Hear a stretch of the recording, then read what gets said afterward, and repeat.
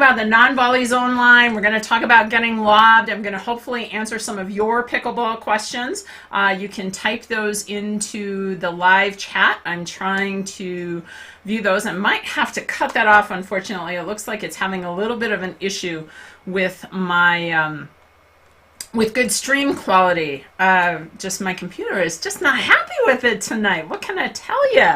Anyway, my name is CJ Johnson. My background is in the golf industry, the ski industry, and now for the last several years, pickleball, and I love playing pickleball. I am committed to helping you to become a better pickleball player. And tonight, we want to talk about all things pickleball.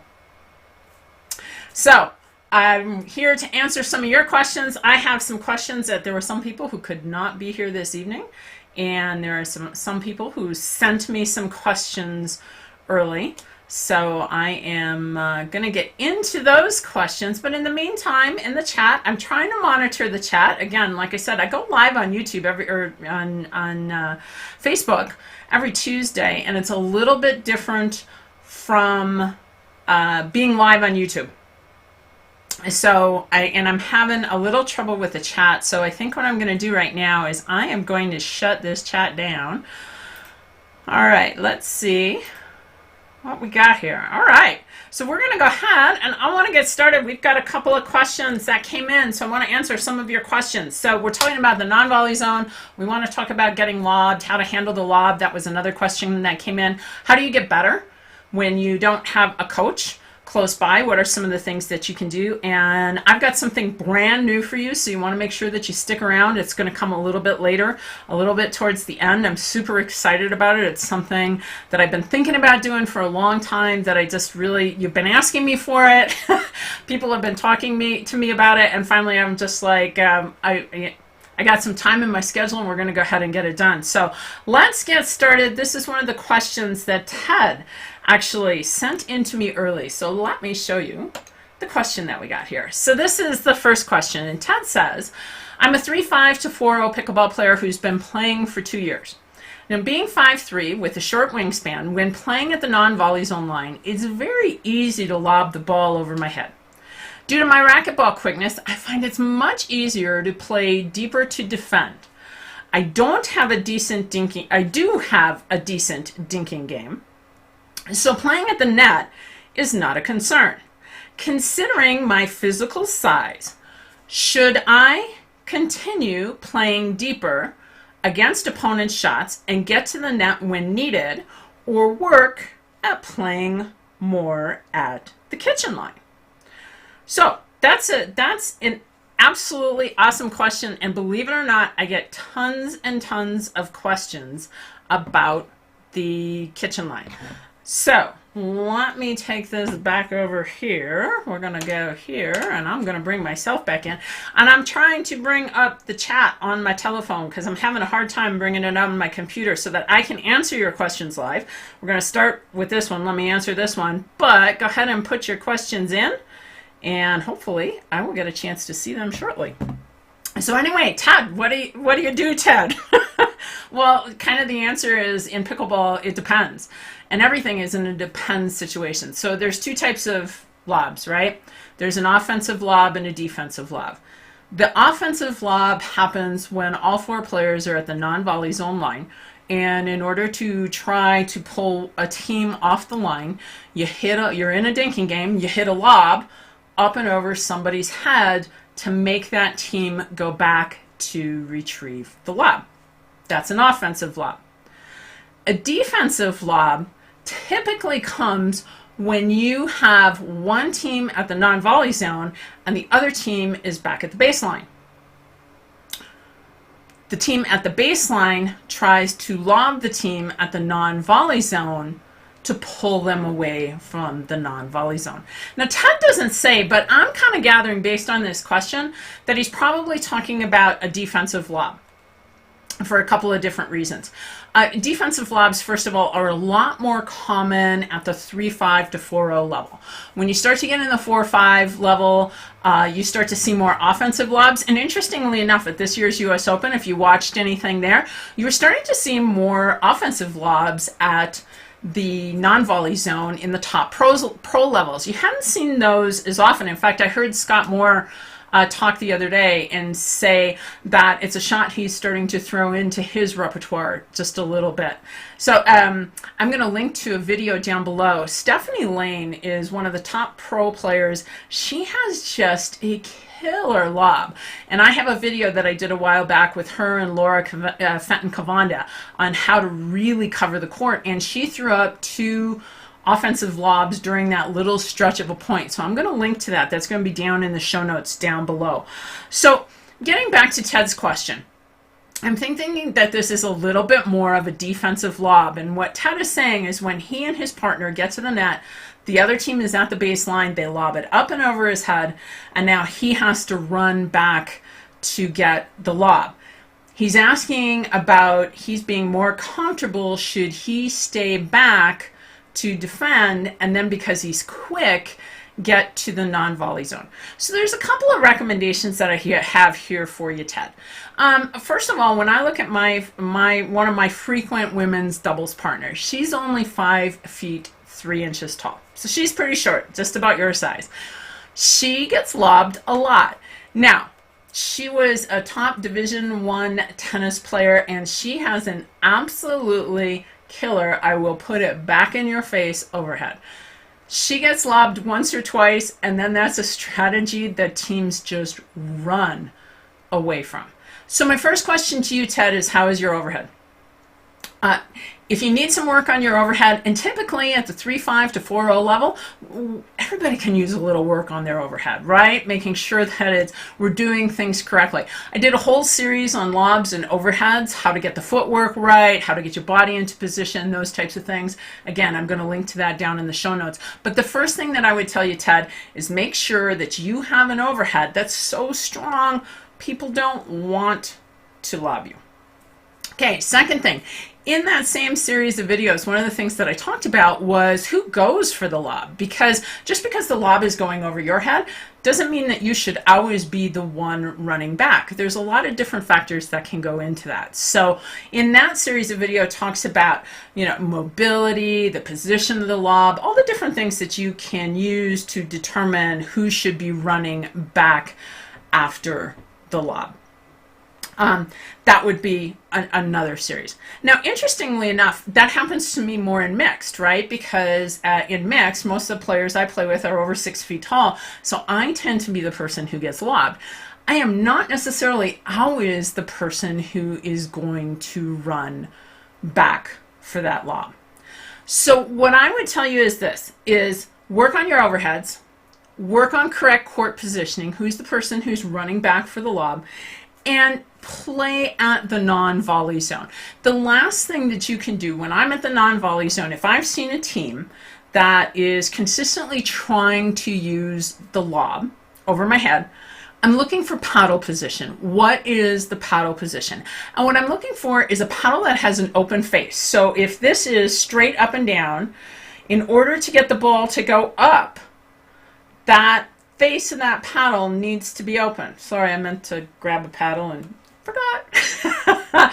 But this is a paddle straight up and down. That face of that paddle needs to be open. So it needs to be pointed up. If I have a team that's showing me that they're going to lob, that's a tactic that they used to use, as I hit the ball back to them, I am looking to see what that paddle position is. And if I think that face is open, I already start to take a step or so back from the non-volley zone, so I can better anticipate that lob. So those would be the 3 things that I would tell you, Ted, is number 1, take a look at your overhead and work on the overhead. Number 2, have a conversation with whoever you're playing with to make the decision about who's going back and chasing a lob. And then number 3, make sure that you're trying to anticipate your opponent's next shot by watching where their paddle position is. And that should help you. So there we go, Ted. Now let me see if I can get back to your comments. I'm having a hard time seeing the comments, and for that I apologize. Okay. We're going to keep right on going.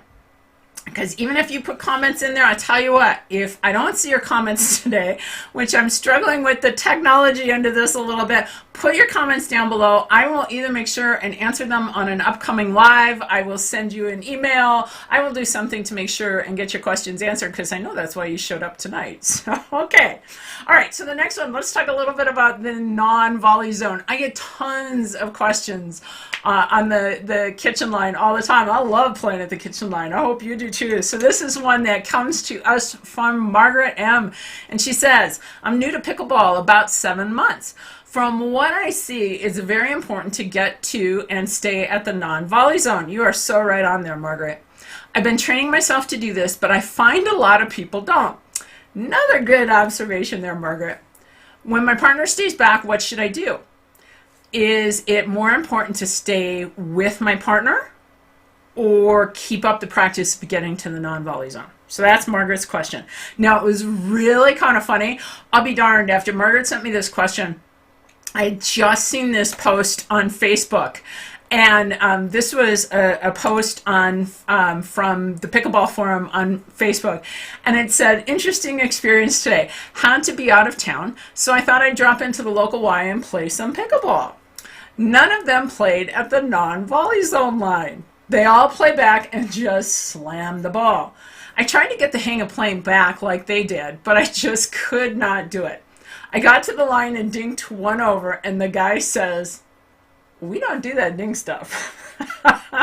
I'm thinking you don't play pickleball either. I have to tell you, I get a lot of questions about the non-volley zone and playing at the non-volley zone. And, you know, people who don't play at the non-volley zone. So really kind of, Margaret, this is a two-part question that we want to answer here. So let's go ahead and we're going to go back to Margaret's question. So a couple of things is, the very first thing is, why is that person not playing at the non-volley zone? That's something that I want to understand. Now, the time to ask that usually isn't right in the middle of the game. You want to ask that in between games if it's somebody that you play with regularly. So why aren't they there? And it can be a whole variety of reasons. Maybe they don't understand the importance of playing at the non-volley zone. So let's back up a little bit and let's talk about why is it important to be at the non-volley zone. In essence, when your team is at the non-volley zone, you have shortened the distance between you and your opponents, right? The court is shorter. Think of the baseline of a baseline to baseline on a pickleball court. Now you move up to the non-volley zone, you've taken away, I forget the exact dimensions, but you've taken away about 15 feet, right? You're 15 feet closer to your opponents. The closer you are to your opponents, the less time they have to react to the shot. The people at the kitchen line or the non-volley zone are the ones who are controlling the points. So if you're going to play good pickleball, that's where you want to be, is at the non-volley zone. So sometimes when people are new, they don't know. They haven't been taught, or they haven't heard, or they don't understand it. There can also be a variety of other reasons. I play with one gal, and I will tell you, now she comes to the non-volley zone, but my friend Diane is in her 80s, and Diane was afraid of getting hurt. So it took her, once she learned blocking, and we worked with her on practicing blocking, once she got comfortable blocking, man, she was up and she was all over the non-volley zone. So they might be afraid of getting hurt. They might have a tough time being mobile, getting up to the net, right? I mean, not everybody who plays pickleball is easily moving forward to back. Okay, so the very first thing is find out why they're not playing at the non-volley zone. That's the very first question. Mark Renison, who's a great pickleball teacher, has a podcast called Pickleball Problems. And I subscribe to it. I'll put a link in the show notes down below. Mark's an awesome teacher. He gives a lot of wonderful things. His very first podcast, and I'll put a link to that one, had a question from someone about this. And Mark gave some great examples and some really good language to have a conversation with somebody that could maybe be an uncomfortable conversation. But he gave some great language to help you to have that conversation to find out, first of all, why a person isn't going to the non-volley zone, especially if it's somebody that you play with regularly. So that's number one. So the second part of this question, she says, is, so when my partner stays back, Is it more important that I stay with that partner, or do I get in the practice of going to the non-volley zone? And you know what? It's just like the first question. I think the answer is it really depends. The weakest position on the pickleball court for you and your partner is when there's a gap between you, when you are not side by side with each other, when one person is way up here and one person is way back here.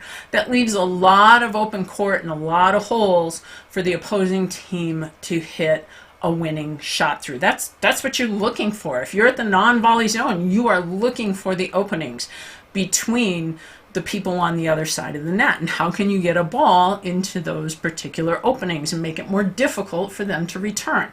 So that is the weakest position. So if your partner's back and you're up at the net, that is the weakest position. But what should you do? Well, I think it's two things. I think one depends if it's a tournament, one depends if it's rec play. In a tournament, good, bad, or indifferent, I'm with my partner. I am moving with my partner. I am trying really hard not to leave a gap between me and my partner so that we can cover the court, the majority of the court, and make those openings pretty small, make somebody hit a really good shot and actually win the point outright. When you're playing in rec play, what is it that you want to do? When I'm playing rec play, I'm not there to win games. I'm there to have fun. I'm there for social aspect. I'm there for a lot of different things. I'm there to maybe practice or work on something. And if you've decided that you want to practice and work on your positioning, go ahead and do that. So give yourself a little, okay, I can get up to the line. All right. Okay. I'm still checking to see if I can get your questions, and I'm sorry, it's just not coming up. I got to figure out more how to do that. In fact, while we go on, because the very last thing that I have for you is truly tied into something special as well. I thought that maybe I could go on a different app and get it, but I'll figure it out next time. Like I said, I'm having a hard time looking at the chat, so I can't really answer questions, but leave the question down below. I will promise you, I will make sure to get it answered. Okay, so let me move on to the last question that I actually had pre-prepared for you. So I got hooked the first time I played pickleball. Who has ever been there? Have you? I don't know if I got hooked the first time I played pickleball, but I do have to tell you this. I got hooked very early on in my pickleball career. I was given a lesson by an ambassador, and he was great. My problem is now I want to get better, and I'm not sure where to go for help. There doesn't seem to be anyone in my area who teaches, and the person who introduced me to the game said they really aren't a teacher, which confused me. What do I do now? And that comes to us from Randy. Okay, Randy. So, first of all, to all of you people who are pickleball ambassadors, my hat is off to you. I know you're so well paid, right? Our pickleball ambassadors do an amazing job of sharing their love of the game with people, introducing them to the game, going to gyms, setting up early, putting down tape, introducing people to the game, working with school systems. I know some people who belong to private clubs who are pickleball ambassadors who pay for people who are brand new to come to their private club. They don't get reimbursed for any of those things. Now, the reason our game is growing the way it's growing is because pickleball ambassadors are there. I'm convinced of that. You have my pickleball ambassadors. You have my thank you for being out there. So the next time you see a pickleball ambassador or whoever your pickleball ambassador is, give them a big thank you. We owe them a debt of gratitude. Now, for those of you who are new to the game, pickleball ambassadors, again, it's not a paid thing. They basically introduce a lot of beginners to the game and do a lot of PR around pickleball. But as this person told Randy, they really aren't a teacher. They might have the skills to be able to teach a beginner or help somebody who's new, but that's not where their passion lies. They most of them. There are some who are really great teachers, don't get me wrong, but most of them don't have either the skill maybe or the desire or the time or whatever it is to do anything more than an introductory lesson to pickleball. So where do you go if you don't have somebody who is in your area? And there are a lot of places who don't have that. Well, I do have a couple of suggestions for you. So the number one thing is, if you really want to get better at this game, one of the things that you need to do is drill. Again, if you listened to the people who won, the pros specifically at the US Open, at the very end of that, the Pickleball channel was interviewing everybody. And one of the questions he asks is, what would you tell the 3-5, 4-0, 4-5 player, what would you tell them they need to work on or do to get better? I can't tell you the number of times the answer was practice. You need to drill and you need to practice. So if you want to get better at pickleball, you want to learn the game, you need to do more practicing than probably playing. Or at least you need to carve out some time to practice. If you want to play tournaments, you need to drill more than you play. That's plain and simple. If you don't want to play tournaments, a little bit of practice will definitely go a long way. So if you want to get better, do some drills. I have a freebie. I've had this up for a long time. It's a skills and drills checklist. It's all the things that you need to know to be able to start your own skills and drills clinic. And I will tell you, I'm going to, Mark Renison put a great book together. He's got 2 books, actually. One is Pickleball Drills, and the other one is Solo Drills. So if you don't have a partner who can drill with you, but you have access to a wall, and it doesn't have to be one specifically created for tennis. It can be a wall at a local school or at a gym or on a building, anywhere. If you have access to that, you have the ability to drill. I will put a link in the show notes down below so you can get that free checklist, but that's a great way to improve your skills, is to drill. Okay, that's number 1. Number 2, during the summertime, you're going to see a lot of people, now that the US Open is over, you're going to see a lot of people traveling around the country, top pros in a variety of different places. Keep checking back to their websites to see where they're going. You might be able to take a clinic, which typically a clinic is a little bit shorter in length, maybe a 2 or 3 hour clinic, or you might be able to take a camp, which could be, 3 or 4 days over a 5 or 6 hour period. But you could take a clinic or a camp. And make sure, I've got a video coming up, I think it's on the schedule for next month. I'm going to talk about the things that you need to do to get the most out of a clinic. The third thing that you can do is, this is something, I talked a little bit about this at the beginning of the show, and this is something I'm nervous about. I'm super excited. I'm nervous because I haven't had the time to be able to do this. And now I'm kind of nursing this back injury, so I'm not spending as much time out on the pickleball court. And I've wanted to do some different types of coaching, some remote coaching. So one of the things that I am going to be doing is, I've got this custom pickleball instruction plan. So if you don't have access to a coach, you can't get to a clinic, and I've got a lot of you have been telling me, CJ, I watch your videos, but I need just a little bit more. I had somebody call me the other day and who just said, CJ, I'm stuck. I'm really happy to help you. So this custom pickleball instruction plan is going to really have 3 parts to it. So first of all, we do a discovery call. We get on the phone. I give you a self-assessment that you do ahead of time. You send that to me so I can take a look at it, and then you and I spend some time on the telephone and we talk specifically about your pickleball game. What are the things you do well, and what are the things that you're struggling with? As a multi-sport coach, I've coached golf as well as skiing my entire life.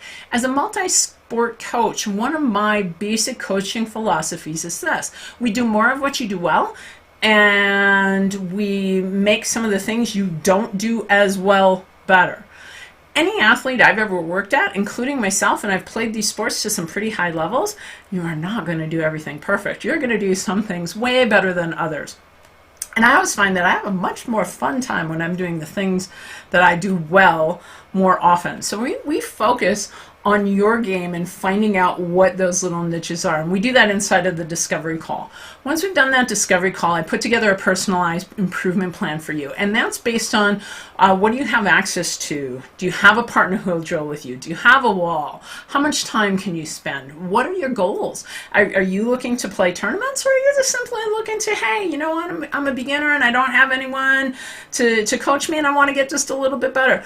I put together a personalized improvement plan that takes kind of the guesswork out of it. Because here's the thing, when you're out on the pickleball courts, you're going to get a lot of free advice. And free advice is not always good advice. What you really want is you really want something that tells you the hows and the whys of things, and then shows you how to develop that skill. And that's what you get inside of the personalized improvement plan. Once you get that plan, I'm going to give you a little bit, a week or two, to put that plan into use, and then we're going to do a follow-up call to see if you've got any questions, if we need to make some refinements, or we need to make some changes. But that way, you're going to have a personalized plan that's going to help you to get to your next goal. Now, since this is something brand new and that I've just always wanted to do this, as you know, I also love doing video. So since I'm just kicking this off, I'm going to do a bonus, and I can only do this for 10 people. That's it. Because I do have to say, as much as I love video, doing voiceovers and analyzing video can take a lot of time. I absolutely love doing it. I'm just a junkie, which helps me a lot on the teaching end of this. But so what I'm going to do is this for the first 10 people who take advantage of this. I am going to include a free video analysis. I'm going to have you take your phone, because everybody can do video. I'm going to have you take your phone, send me in a video. We'll arrange for a way for you to get that. You can either send me a full game. We're going to want something about 15 minutes in length. You're going to send me in a video. It can be you hitting shots, showing me where your problems is, or it could just be you in a game, in a typical game situation, playing some points. We'll talk about that inside of the discovery call. But you are going to send me in that video. I will do a video analysis of it. I will take a look at it. I'm probably going to write some notes. I'm definitely going to do some voiceover inside of that video, and that'll be a bonus for the first 10 people who sign up for this. And since this is brand new, this custom pickleball instruction plan, I'm going to offer it to you right now for a very nice introductory price of just $149. So what you want to do is you want to go over and you want to send me an email at cj@betterpickleball.com. That's right there, cj@betterpickleball.com. In fact, I will go ahead and I am going to put this in the show notes as well down at the bottom. But again, for the first 10 people, you get the discovery call, the improvement plan, the follow-up call, your personalized instruction, and a video analysis, all for $149. So shoot me an email if that's something that interests you, because that is another way for you to go ahead and become a better pickleball player. All right, so I'm going to come back here and notice, let's see if I can at all. I know I've been having some streaming problems. I'm going to fix this YouTube thing, because I do like going live on YouTube. I have way fewer problems on Facebook. I seem to have lots of issues on YouTube. Again, if you had a question that you didn't get answered tonight, because I'm sorry I couldn't see the chat, you can either put it in the notes down below. Please put it down there. I'll make sure to get an answer. Or you can email me at cj@betterpickleball.com, and I would be happy to answer those questions. So hopefully you got a little bit on lobs and a little bit on non-volley zones, and maybe you got some of your questions answered yet this evening. I hope you did. I hope to see you out on the pickleball courts really soon, because you know what? Together we can train smart, we can live bold, and we can age well. Pickle on, everybody.